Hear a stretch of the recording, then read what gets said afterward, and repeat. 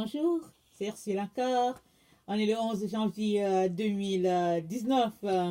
Alors, je viens sonner la trompette aujourd'hui encore et je viens nous encourager à être prêts parce que notre Seigneur Jésus-Christ vient ravir ceux-là qui sont prêts. Il ne prendra pas tout le monde. Écoutez, on nous a souvent dit que Jésus-Christ vient pour les chrétiens. Mais ce n'est pas vrai. Il ne vient pas pour les chrétiens. Il vient chercher ceux-là qui sont prêts.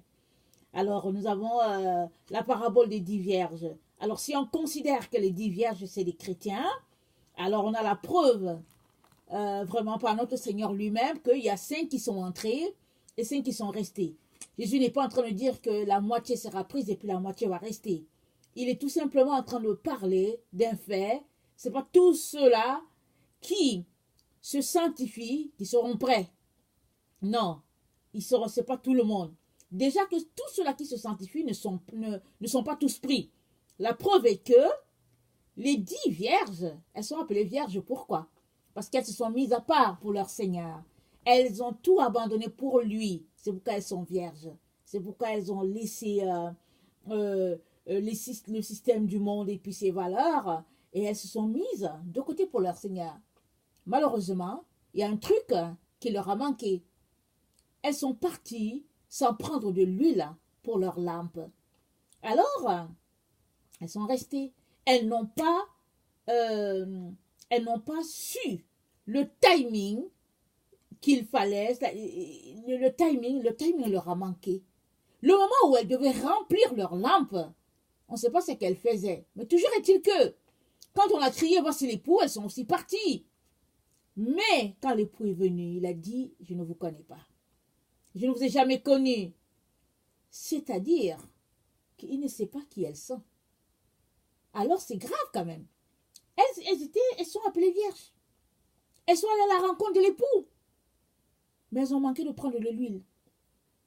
Alors il est important que nous puissions saisir la leçon qui est dans cette parabole-là et que nous puissions nous apprêter à tout moment. Ne disons jamais, ah, je suis assez près, parce qu'on n'est jamais assez près. Jusqu'à ce que Jésus-Christ vienne, on n'est pas assez près. Et ne marchons pas sur les leurs non plus, sur des huiles. Non, marchons vraiment selon la parole de Dieu. Alors, c'est très important. Alors, je viens aujourd'hui apporter une exhortation sur l'Apocalypse. C'est la fin de la Genèse. Très, très important. Alors, si tu écoutes ce titre-là, tu peux te dire, mais c'est évident. Peut-être que pour toi, c'est évident, mais pour moi, ça n'a pas été évident. Jusqu'à les 2 dernières années. Je vais te dire pourquoi. Parce qu'au fait, la Bible, elle a 66 livres. Alors, on a souvent lu les livres comme on veut, mais en tout cas, moi, j'ai commencé à lire l'Apocalypse, peut-être que j'avais 15 ans, je vais lire ce livre-là, et puis c'est un livre qui m'intriguait. Mais je me suis rarement arrêtée pour faire... un lien entre l'Apocalypse et puis la Genèse. Quoique je savais que l'Apocalypse est le dernier livre de la Bible, je ne me suis pas arrêtée sur les liens qu'il y avait entre les deux. Mais depuis ces 2 dernières années, je lis beaucoup la Bible et je ne lis presque la Bible. Non, je ne lis que la Bible. Voilà. Alors, il m'est arrivé peut-être... une fois, en tout cas pas une fois, mais quelques fois, les rares fois où je me suis retrouvée à lire peut-être des documents qui expliquaient quelque chose par rapport à la parole de Dieu. Mais en tout cas, je peux dire que 95% de mes lectures sont dans la Bible. Et à force de la lire, je découvre je découvre des vérités, des choses que je lisais et que je ne comprenais pas. Alors, je commence à saisir certaines choses et je bénis le Seigneur pour cela. Mais dernièrement, le Seigneur m'a donné de réaliser que l'Apocalypse clôt parfaitement la Genèse.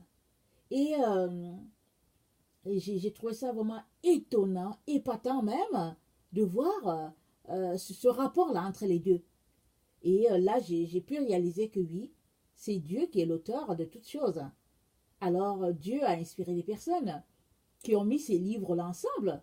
Ils en ont fait 66 livres. Ils ont enlevé d'autres. Mais c'est quand même extraordinaire de voir comment l'Apocalypse clôt très bien la Genèse et comment les deux vont ensemble. J'aimerais ça qu'on regarde.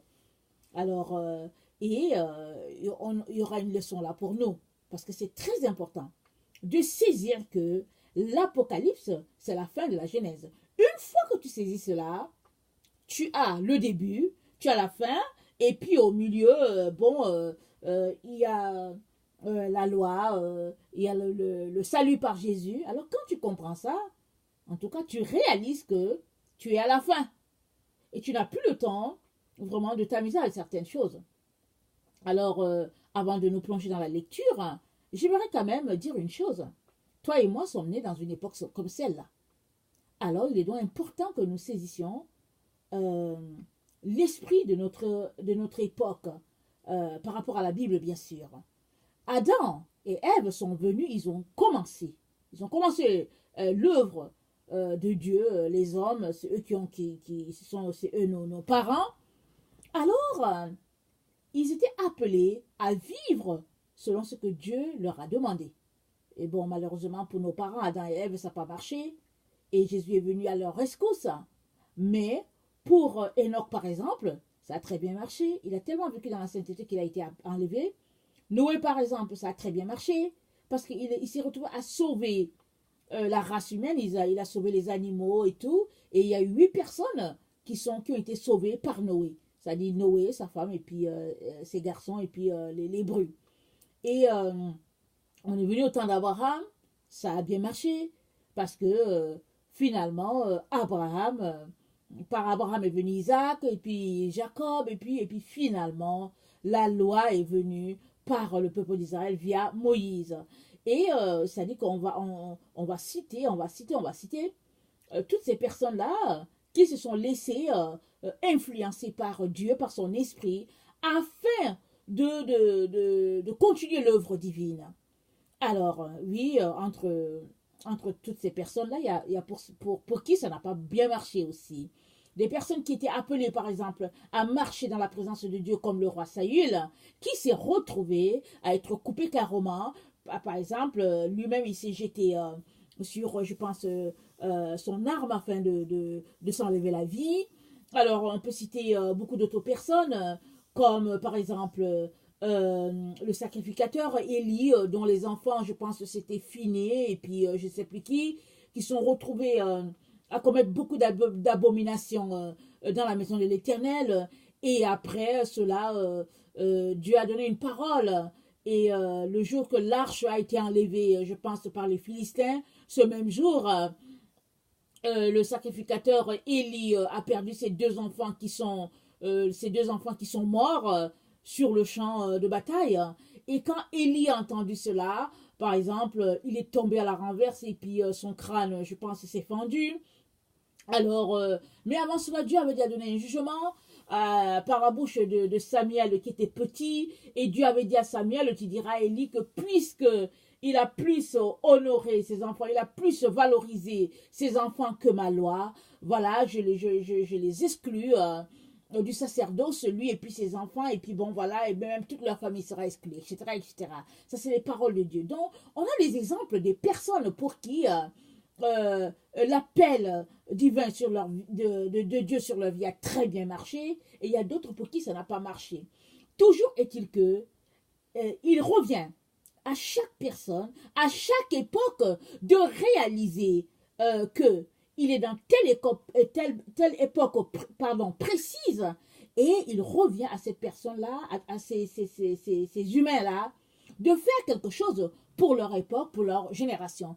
Comme au temps des juges en Israël, alors c'est dit que chacun faisait les choses comme il voulait. Et c'est un temps où, l'arche avait été retirée, alors finalement, Israël était tombé carrément dans le péché et puis dans toutes sortes d'abominations. Tout cela pour dire que toi et moi sommes nés à cette époque-là, l'époque de la fin. Cette époque de la fin là a commencé avec la venue de Jésus-Christ sur la terre, et c'est ce temps-là qui va s'achever avec nous, et après nous, ça va tomber dans le millénium. Mais nous sommes la génération qui allons tomber dans le millénium, qui auront cette grâce-là de vivre le millénium. Pour ceux-là qui réussiront, par exemple, à se retrouver dans ce que Dieu demande. Donc voilà.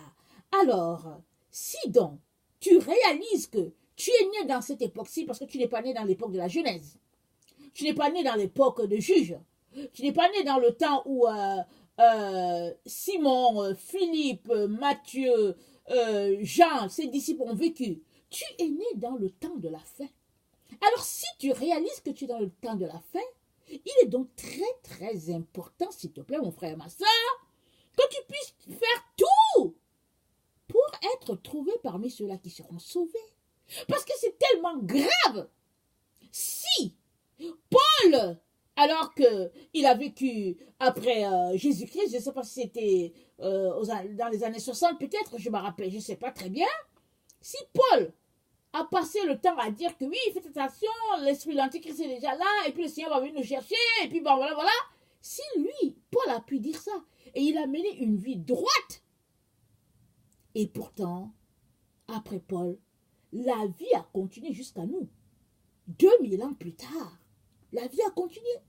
Et si ces apôtres la disaient toujours que c'est la fin, tous ceux qui veulent dire que c'est la fin, à combien plus forte raison, nous, qui sommes au 21e siècle, devons-nous réaliser que c'est effectivement la fin? Mais qu'est-ce qui se passe avec nous? Nous sommes la génération alors, vraiment, qui c'est la coule douce en ce qui concerne les paroles divines. Dieu parle, mais ça passe, ça entre d'une oreille, ça passe de l'autre, et puis bon, c'est comme s'il n'a pas parlé. C'est comme l'eau sur le dos d'un canard. Ça n'intéresse pas les gens. Alors, ce sera grave. Si Dieu n'a pas manqué de relater toutes les punitions qui sont tombées sur tous ceux-là qui n'écoutaient pas le Seigneur, et on lit cela parce que, rappelez-vous, ces gens-là, ils n'avaient pas la Bible. Hein. Nous, on l'a. Et cette Bible-là, ça témoigne de tout ce qui s'est passé. Comment la terre s'est ouverte, comment elle a englouti Akan, et tout. Alors c'est ce même Dieu-là, il n'a pas changé ce Dieu-là. Ce Dieu-là qui était si sévère envers Israël n'a pas changé. Même si les gens nous disent que oui, on est sous la grâce, et puis avec la grâce, on peut faire tout ce qu'on veut, c'est pas vrai. Alors ce même Dieu-là, qui a jugé sévèrement Sodome et Gomorrhe, ce Dieu-là, qui a envoyé la pluie, elle a détruit toute la terre, et puis Noé seul a été sauvé, ce même Dieu-là exercera son jugement sur la terre. Moi, j'étais pas née, je pense que peut-être même mes parents n'étaient même pas encore mariés, quand le Seigneur a parlé à mon grand-père, disant que la terre serait détruite, d'ici là que Jésus vienne, la terre serait détruite. Alors, il y aura très très peu de personnes sur la terre. Et finalement, en grandissant, je lisais, et puis je me suis dit, en tout cas, c'est assez spécial. Mais, quand on regarde cette terre-là telle qu'on est, on a l'impression que ça ne va jamais arriver. On a l'impression que bon, c'est juste du bluff. On a l'impression que bon, les choses vont se passer un peu comme dans certains coins du monde. Exemple comme en Afrique, là où il y a la guerre. Et puis bon, on se dit que bon, par là-bas, bon, en tout cas, ces gens-là, ils sont des malheureux. Et puis que par ici, ça ne va pas se passer. Alors, on s'imagine des choses. Mais, si tu as la révélation de la vérité, c'est-à-dire la révélation de Jésus-Christ, que cette terre-là, elle sera détruite. D'ici là que Jésus vienne, ce sera détruit, ça sera upside down, et ce sera terrible. Alors si tu réalises cela, tu devrais être en train de mettre ta vie en règle, parce que tu ne sais pas si tu seras trouvé vivant quand Jésus-Christ viendra. Tu ne sais pas si tu seras parmi les gens qui seront là sur la terre quand Jésus-Christ reviendra, parce qu'effectivement, il y a des gens qui seront sur la terre qui ne mourront pas, qui seront là. Ils verront le Messie venir dans toute sa gloire. Mais avant cela, les chrétiens seront enlevés. Mais Jésus-Christ ne va pas descendre, il ne va pas mettre pied sur la terre. Dans les nuits, on va le voir venir. Et puis, ça nous dit que les anges vont rassembler les élus aux quatre coins. Et ils vont aller à la rencontre de leur Seigneur. Et puis, c'est dit que les morts vont rester d'abord. Et après, ceux qui sont vivants, ils vont venir. Ils seront enlevés. Mais, après cela, Jésus-Christ va venir, il va poser les pieds sur le mont des Oliviers. Il va mettre les pieds là-bas. Parce qu'il faut qu'il vienne combattre l'Antichrist et toute sa horde de démons et puis tout le groupe. Jésus-Christ viendra. Alors, quand tu réalises que tu es né dans un temps comme celui-là, tu fais attention. Tu mets ta vie en règle. Tu ne t'arrêtes pas là pour écouter des bobards. Parce que les gens vont te raconter les choses. Pourquoi? Parce que Satan fait ça pour nous détourner carrément de la vérité. On nous distrait. On est tantôt distrait à la télévision, tantôt distrait ici, tantôt. Et puis finalement, on ne sait plus où tourner la tête. Alors il est donc important que tu puisses garder ton focus sur Jésus-Christ qui revient. Et à partir de là, tu t'assures que tu es prêt. Tu fais tout ton possible pour être prêt, toi et les tiens, toi et tes amis. Et une fois, je vous dis, une fois quand on est prêt, quand c'est l'amour de Dieu qui est en notre cœur, une fois qu'on se rend compte qu'on est prêt et qu'on réalise que Jésus-Christ pourrait venir à n'importe quel moment, on ne prie plus pour soi seulement. Hein. On prie pour les païens, on prie pour les gens qu'on voit dans les centres commerciaux, on prie pour tout le monde, on prie pour les gens qu'on rencontre à la station d'essence. On prie pour tout le monde parce qu'on se rend compte que le monde, les gens seront détruits. Et on est animé de la compassion du Seigneur. Alors, si tu n'es pas en train de faire des choses comme ça, crie à Dieu, dis-lui de te réveiller, de mettre de la compassion dans ton cœur. Parce que Jésus-Christ arrive et il porte sa récompense avec lui, s'il te plaît. Ne reste pas attaché sur les choses de ce monde-là. Oh, la belle maison, la belle voiture, la belle villa, et puis les vacances, et puis bon, voilà. Ça passe. Au ciel, ça sera plus beau. C'est pas comparable. Ici, c'est quelque chose de matériel. Au ciel, c'est quelque chose que nos yeux naturels ne peuvent pas payer, ne peuvent pas. Ça dit que c'est hors du descriptif. Il est donc important que tu puisses laisser les choses charnelles pour tendre vers ce qui est spirituel. Dans Hébreu, ça nous dit que les héros de la foi ont salué le truc de loin. Ils n'ont pas vu, mais ils ont cru. Et ils ont salué cela de loin. Et c'est pour cela que Dieu les a rachetés. Alors, si tous ces gens-là, ils sont passés à travers le tamis du Seigneur et ils ont été sauvés, à combien plus forte raison, nous qui avons la Bible en main, qui avons le récit de tout ce que ces personnes ont vécu. Alors il est important, mes chers frères et chères sœurs, que nous puissions crier, pleurer au Seigneur, lui dire de nous aider, de nous aider, de nous aider. Amen. Donc voilà, alors, je vais lire Genèse 3. C'est le début, parce qu'il est très important que je parle de ce qui se passe à la fin. Alors, Genèse 3, tout le monde connaît cette histoire, mais il est très important qu'on la lise parce qu'on va comprendre pourquoi l'Apocalypse, c'est la fin de la Genèse. Donc voilà. Alors, Genèse 3. Le serpent était le plus rusé de tous les animaux des champs que l'Éternel Dieu avait fait. Il dit à la femme, Dieu a-t-il réellement dit, vous ne mangerez pas de tous les fruits, de tous les arbres du jardin. La femme répondit au serpent, nous mangeons du fruit des arbres du jardin. Mais quant au fruit de l'arbre qui est au milieu du jardin, Dieu a dit, vous n'en mangerez point, vous n'y toucherez point, de peur que vous ne mouriez. Alors le serpent dit à la femme, vous ne mourrez point. Mais Dieu sait que le jour où vous en mangerez, vos yeux s'ouvriront et que vous serez comme des dieux, connaissant le bien et le mal. La femme vit que l'arbre était bon à manger et agréable à la vue et qu'il était précieux pour ouvrir l'intelligence. Elle prit de son fruit et en mangea, elle en donna aussi à son mari qui était auprès d'elle, et il en mangea.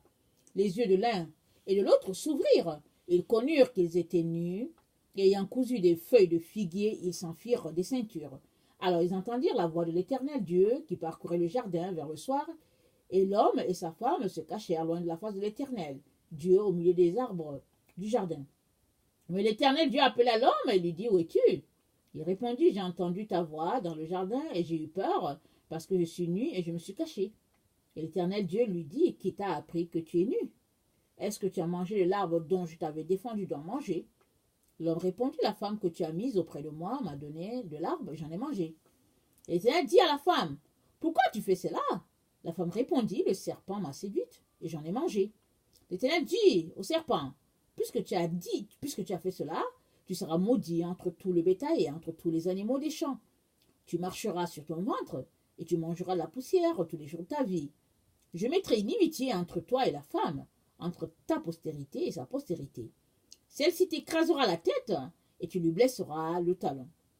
Il dit à la femme, j'augmenterai la souffrance de tes grossesses, tu enfanteras avec douleur et tes désirs se porteront vers ton mari, mais il dominera sur toi. Alors, donc voilà, je vais m'arrêter là pour la Genèse et je vais lire Apocalypse 12. Alors, à partir du verset 1, un grand signe parut dans le ciel, une femme enveloppée du soleil, la lune sous ses pieds et une couronne de 12 étoiles sur sa tête. Elle était enceinte et elle criait, étant en travail dans les douleurs de l'enfantement. Un autre signe encore parut dans le ciel, et voici c'était un grand dragon, rouge, ayant 7 têtes et 10 cornes, et sur ses têtes, ses diadèmes. Sa queue entraînait le tiers des étoiles du ciel et les jetait sur la terre. Le dragon se tint devant la femme qui allait enfanter afin de dévorer son enfant lorsqu'elle aurait enfanté. Elle enfanta un fils qui doit paître toutes les nations avec une verge de fer. Et son enfant fut enlevé vers Dieu et vers son trône. Donc voilà. Alors, quand on regarde bien la sentence de l'Éternel envers la femme, il a bien dit, envers la femme et puis envers Satan, il a dit au serpent, il a dit à la femme, il a dit au serpent, je mettrai, ça c'est Apocalypse 3, le verset 15, je mettrai inimitié entre toi et la femme, entre ta postérité et sa postérité. Celle-ci t'écrasera la tête, c'est-à-dire la postérité de la femme, et tu lui blesseras le talon. C'est ça que Dieu a dit. Il a dit à la femme, j'augmenterai la souffrance de tes grossesses. Tu enfanteras avec douleur et tes désirs se porteront vers ton mari, mais il dominera sur toi. Alors quand on regarde très bien ces deux versets-là, on se rend compte que leur accomplissement se trouve ici dans Apocalypse 12. Un grand signe parut dans le ciel, une femme enveloppée de soleil, la lune sous ses pieds et une couronne de 12 étoiles sur sa tête. Elle était enceinte. Et elle criait, était en travail dans les douleurs de l'enfantement. Dieu a dit, il va augmenter les douleurs, il va augmenter il dit, j'augmenterai la souffrance de tes grossesses. Il dit ça à la femme, je vais augmenter ta grossesse, ça sera dur. Et puis, dans l'Apocalypse 12, c'est dit, la femme au verset 2 était enceinte. Et elle criait, était en travail dans les douleurs de l'enfantement. Cette femme la souffrait. Ah, dans l'Apocalypse 12, elle était en train d'accoucher spirituellement de quelque chose. Alors, elle souffrait. Elle était en train d'enfanter. Alors, elle souffrait. Et dans Genèse 13, il a dit, c'est-à-dire physiquement, il a dit à Ève, c'est Ève qui recevait la sentence, il a dit à Ève, tes souffrances vont augmenter. Tu vas souffrir, je ne sais pas, peut-être qu'avant que Ève pêche, peut-être qu'elle aurait peut-être souffert, parce qu'en ce temps, Caïn et Abel n'étaient pas encore nés. Alors, on ne sait pas quelle aurait été la souffrance de Ève. Mais toujours est-il que Dieu nous dit ici qu'il va augmenter. Il dit à Ève, je vais augmenter tes souffrances. Et il dit, tu enfanteras avec douleur. Et au verset 2 de l'Apocalypse 12, ça nous dit que la femme, elle était enceinte et elle criait tellement dans les douleurs de l'enfantement. Alors ici, dans Genèse, il est question de Ève. Dans Apocalypse 12, il est question d'une fille de Ève. Il y a beaucoup de gens qui pensent que, bon, c'est Marie, ils disent, en tout cas, chacun sait dire ce qu'il croit que c'est. Mais quand je lis, je trouve que il s'agit d'une personne bien distincte qui va incarner cette prophétie-là. Tout comme il y a une prophétie disant que le Messie va naître, qu'il va naître d'une vierge, et ici ce sera à Bethléem, autant, et Dieu a trouvé une personne, dans la personne de Marie, pour porter ce Messie-là, autant je crois que, quand je lis, c'est ce que je comprends, Dieu va désigner une personne, une femme, dans ce temps-ci, qui certainement se connaît déjà, qui va porter cette prophétie-là. Elle va se retrouver à mener ce combat-là de taille jusqu'à la fin. Et Dieu a préparé cette personne-là pour cela. Parce que, ici, dans Genèse, il s'agit des douleurs physiques, parce que Écoutez, quand Ève a accouché de Abel, Caïn c'est le grand frère, ok, quand elle a accouché de Caïn et après d'Abel et puis bon, tous les autres, c'est sûr qu'elle a accouché dans les difficultés, dans les douleurs. Parce que toute femme aujourd'hui qui accouche dans beaucoup de douleurs. Mais le summum des douleurs, ça sera porté par cette femme d'Apocalypse 12 là, qui va se retrouver vraiment dans des douleurs terribles d'enfantement parce que elle est en train d'accoucher d'un enfant de l'esprit. Parce qu'ici, il s'agit d'une situation spirituelle. Il s'agit d'un enfant de l'esprit. Alors que dans Genèse 1, il s'agit, Dieu parlait à Ève de ses enfants biologiques qui sortiraient d'elle. Et puis, dans la Genèse, il est question du serpent qui a vraiment trompé Adam et Ève. Il est question du serpent qui a reçu sa sentence parce que Dieu lui a dit, il dit, puisque tu as fait cela, tu seras maudit. Entre tous les bétails et entre tous les animaux des champs, tu marcheras sur ton ventre et tu mangeras de la poussière tous les jours de ta vie. Il a dit ça au serpent, c'est l'animal qui était serpent là. Et le diable a très bien entendu. Il a très bien entendu que Dieu a dit que la postérité de la femme va lui écraser la tête. Il a entendu cela clairement. Alors il a mis en place une stratégie pour que cela n'arrive pas. C'est pourquoi ce serpent-là, il est devenu un dragon. Dans l'Apocalypse 12, c'est dit que un autre signe parut encore dans le ciel, et c'était un grand dragon rouge, ayant 7 têtes et 10 cornes sur ses têtes, et sur ses têtes 7 diadèmes. Alors, ce serpent-là, qui était une personne seule, s'est retrouvé aujourd'hui dans notre temps à être une entité, vraiment un groupe, une association en tout cas de beaucoup de personnes, des dénominations, c'est dans les gouvernements, c'est entré partout. C'est-à-dire que tout est entaché, c'est devenu le dragon, c'est devenu tout le système, c'est devenu le dragon, et si bien que Satan se dit qu'avec cela, elle ne va pas accoucher cette femme-là. Puisqu'il est question qu'elle fasse d'un enfant qui va écraser ma tête, alors cela n'arrivera pas. Alors il s'est organisé pour mettre tout en place. Évidemment, cette prophétie-là que Dieu a donnée à Ève, que Dieu a donnée au serpent, le concernant et puis concernant Ève, disant au serpent que, écoute, tu seras défait par la même femme. Cette même femme-là que tu as trompée, tu seras défait. Effectivement, cette prophétie-là ne sera possible. Son accomplissement ne sera possible que parce que Jésus-Christ est venu mourir sur la croix. D'abord, il est la postérité de la femme, il est sorti de la femme, et par lui, on a pu, comment on appelle ça, avoir à nouveau l'autorité qui nous avait été arrachée, parce que Satan l'a arrachée à Adam et Ève, et puis il est devenu propriétaire de cela. Jésus-Christ est allé, il a arraché à Satan pour que nous puissions continuer de courir la course telle que Dieu l'a dite, Alors, Satan, voulant à tout prix gagner, a formé, a infecté tous les systèmes de la terre par sa pensée. Parce que Lucifer est appelé serpent parce qu'il a l'esprit de serpent. Parce que vous savez, c'est dit que le serpent était le plus rusé de tous les animaux. Alors, être serpent, c'est être rusé de la mauvaise manière.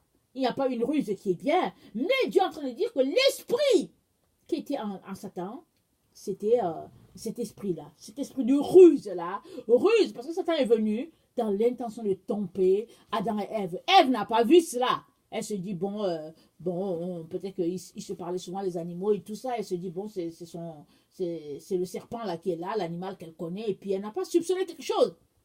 Et Satan vient toujours par ruse pour pouvoir mettre l'enfant de Dieu dans un piège. Et Dieu dit donc, il nous donne dans l'information que la chose est en train de s'accomplir sous nos yeux. Ce qu'il a dit à Ève dans Genèse est en train de s'accomplir va s'accomplir, pardon, dans Apocalypse 12. Et que ce n'est que la suite de la parole que Dieu a déjà dite il y a peut-être déjà 6000 ans. Ce n'est que la suite de ça qui est en train de, qu'on verra s'accomplir là dans Apocalypse 12. Alors, quand tu te rends compte que c'est ça, tu ne restes pas les bras croisés. Tu réalises que tu as quelque chose à faire parce qu'il y a un combat. Dans Apocalypse, pas dans Apocalypse, dans Éphésiens 6, le verset 12 à 14, attends, qu'est-ce que je dis? 12 à 18, je ne pense pas que je vais complètement lire, mais je veux juste te faire remarquer quelque chose. Alors, Éphésiens, qu'est-ce que j'ai dit? J'ai dit Éphésiens combien? Ok, Éphésiens 16. Oh non, non, qu'est-ce que je raconte? Éphésiens 12. Excusez-moi.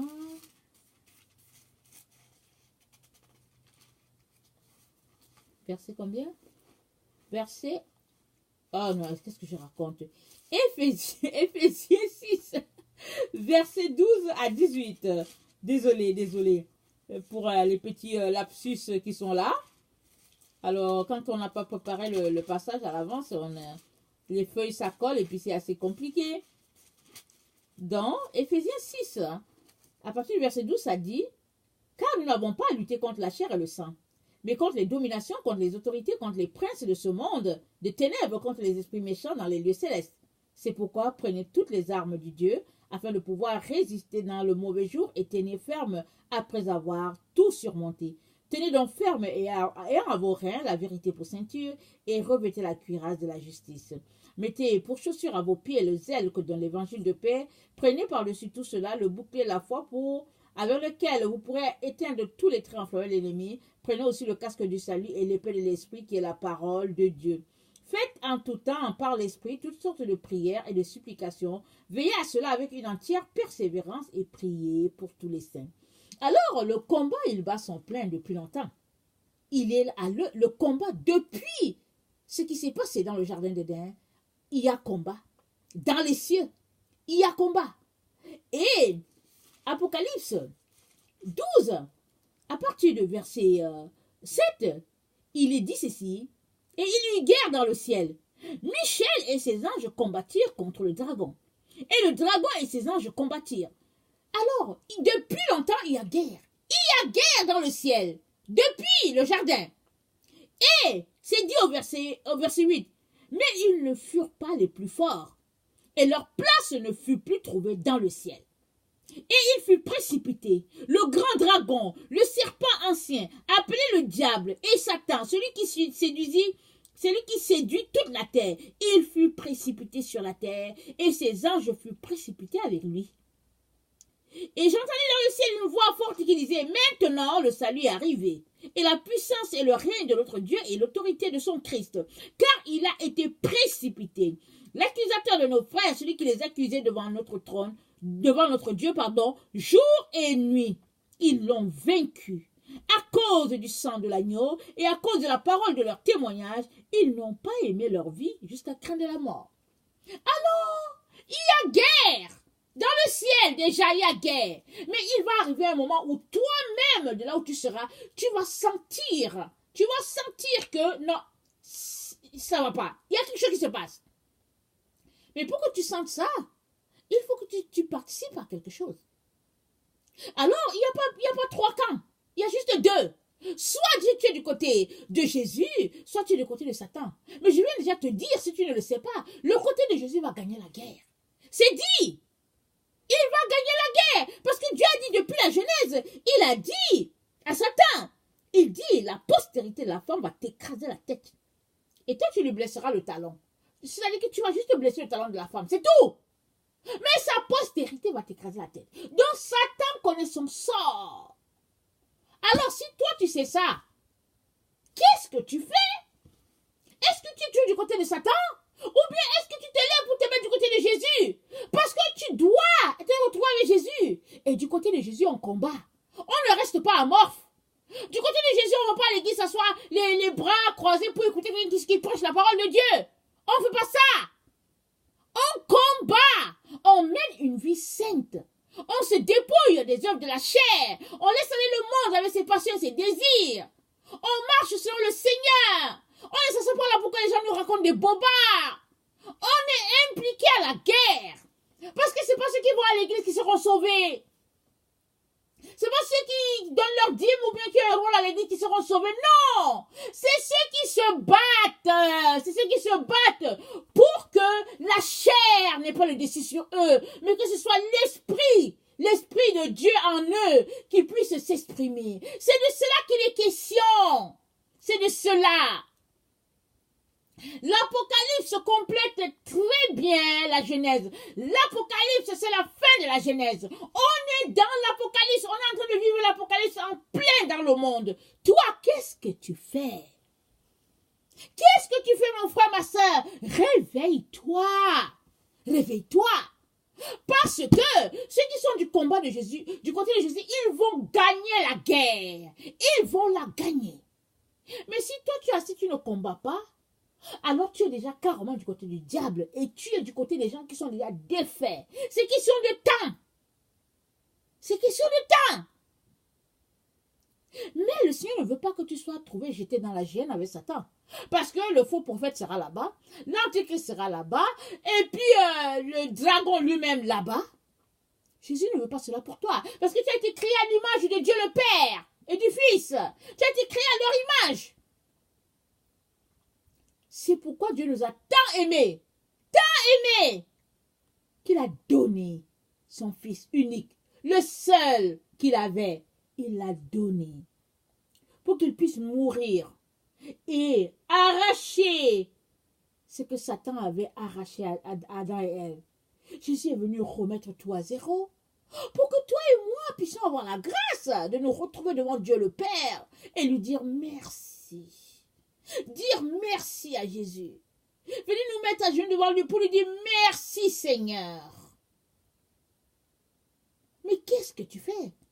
Est-ce que tu passes ton temps dans la télévision? Devant Internet? Attention avec les gens pour parler de politique, et puis de soccer, et puis je ne sais pas, comment elle s'appelle, les Serena Williams qui gagnent les trophées. C'est de ça que c'est ça ta vie ou bien?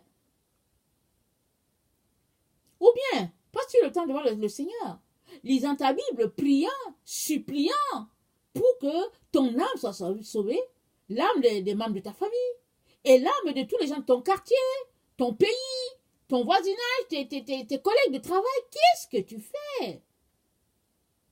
On est dans l'Apocalypse. On est vraiment dans ce temps-là. Où, sous le regard, tout le monde verra cela.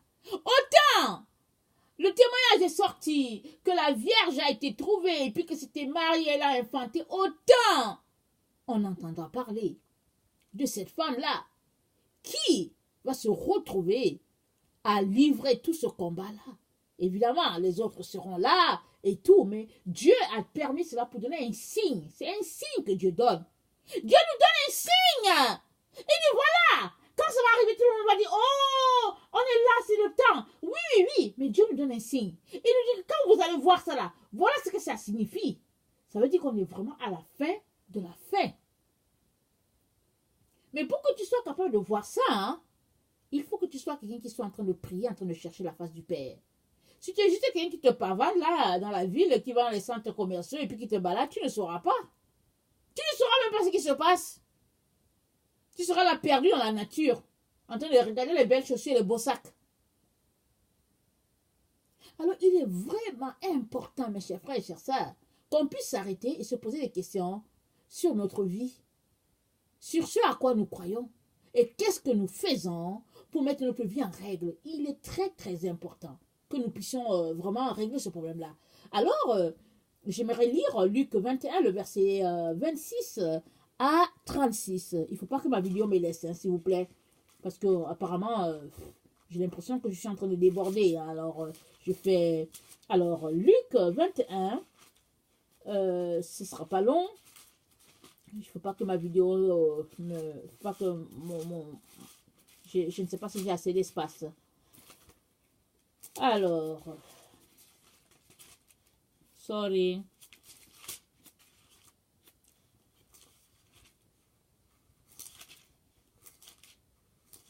plus 21. Alors, j'y suis. Ça dit ceci. Ah, on dirait que je ne suis pas au bon endroit. Ok, 36. Veillez donc et priez en tout temps afin que vous ayez la force d'échapper à toutes ces choses qui arriveront et de paraître debout devant le Fils de l'homme. Très, très important. Veillez et priez afin d'échapper à tout ce qui est sur le point d'arriver.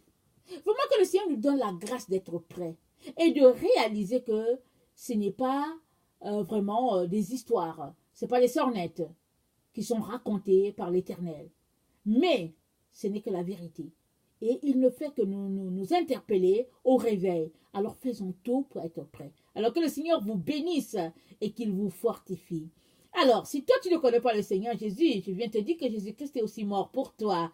Alors, je t'encourage à lui donner ta vie et tu ne le regretteras pas. Alors, que le Seigneur vraiment te donne la grâce d'avoir cette révélation-là, à savoir que Jésus-Christ, c'est lui le chemin, la vérité et la vie. Alors, soyez bénis, je vous aime beaucoup et Dieu davantage. Merci.